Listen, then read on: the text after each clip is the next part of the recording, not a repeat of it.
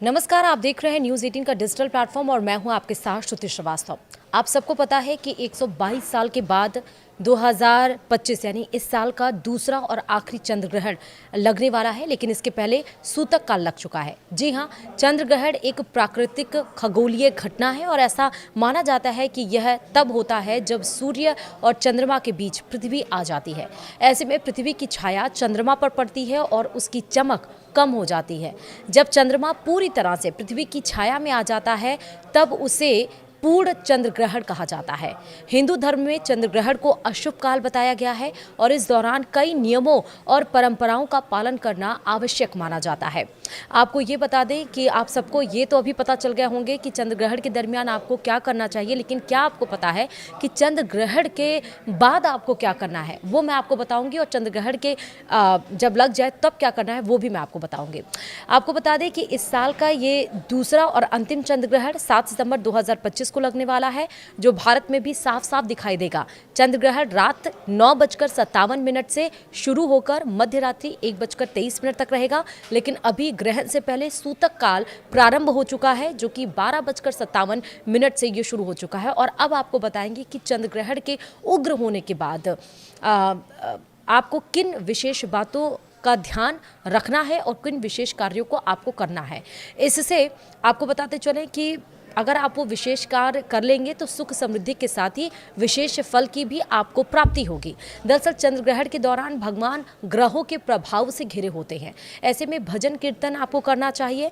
चंद्र ग्रहण खत्म होने के बाद स्नान जरूर करना चाहिए। घर में गंगा जल जरूर छिड़कना चाहिए और घर में जो भी सामान आपके फ्रिज में या आपके किचन में रखा हो, जो बाई चांस बच गया है, आप उसका उपयोग नहीं कर पाए हैं, चाहिए तो उसको गाय को खिला दीजिए। अगर नहीं भी खिलाना है और फ्रिज में कोई सामान जैसे दूध या कुछ ऐसे जैसे छोटे बच्चे हैं तो उसमें सूतक यानी ग्रहण शुरू होने से पहले आपको उसमें तुलसी का पत्ता ज़रूर डाल देना है, ताकि उसके अंदर कोई नकारात्मक एनर्जी ना असर कर पाए।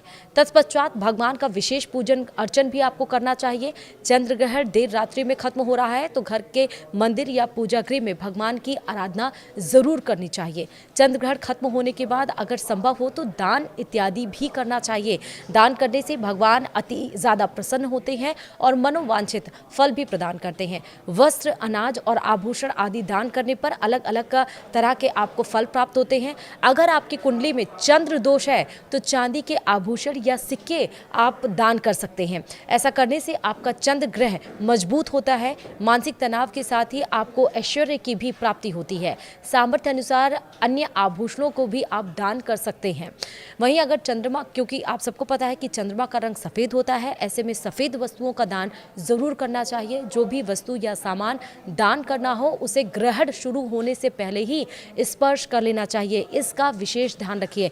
ग्रहण के दरमियान नहीं, ग्रहण 9:27 से शुरू होगा, उसके पहले ही आपको जो भी दान करना है ग्रहण खत्म होने के बाद या सुबह, क्योंकि रात में ग्रहण खत्म हो रहा है मध्य रात्रि में, तो सुबह आप दान करेंगे, लेकिन ग्रहण शुरू होने से पहले ही आप उसको छू लीजिए और छूकर कहीं किनारे उसको रख दीजिए। और ग्रहण जैसे खत्म हो, जो स्पर्श किया आपका जो भी सामान है आप उसको दान में दे दीजिए। ग्रहण के बाद उसे दान ज़रूर देना चाहिए। और चंद्र ग्रहण के दौरान अनाज का दान भी बहुत पुण्यदायी माना गया है। गेहूं हो या चावल हो, मूंग दाल या अन्य खाद्य सामग्री भी दान आप दे सकते हैं। ऐसी पौराणिक मान्यताएं हैं कि अन्न का दान देने से आपका भंडार कभी खाली नहीं होता। बताया ये भी गया है कि चंद्र ग्रहण के साथ ही पितृपक्ष भी शुरू हो रहा है। ऐसे में अपने पितरों की आत्मा की शांति के लिए गाय का दूध, गंगा जल, काला तिल और जौ आदि भी आप दान दे सकते हैं। इससे पितरों की आत्मा को शांति मिलती है और आपको आशीर्वाद भी प्रदान होता है। तो आपको समझ में आया कि आपको ग्रहण के दरमियान क्या करना है, लेकिन ग्रहण के बाद आपको विशेष ध्यान रखिए कि आप नहाइए ज़रूर सर से। और दूसरी बात ये कि आप घर में गंगा जल ज़रूर छिड़किए और जो भी खाने पीने के सामान है उसमें तुलसी का पत्ता ज़रूर डाल दीजिए। लेकिन तुलसी जी आप ग्रहण को शुरू होने से पहले ही तोड़ कर रख लीजिए। उसको धुल के आप सूतक काल में ही आप सारे सामानों में डाल दीजिए। इन बातों का विशेष ध्यान रखेंगे तो आपके घर पे भी कोई नकारात्मक जो एनर्जी है वो इफ़ेक्ट यानी कि प्रभाव नहीं डालेगी। वीडियो में इतना ही। नमस्कार।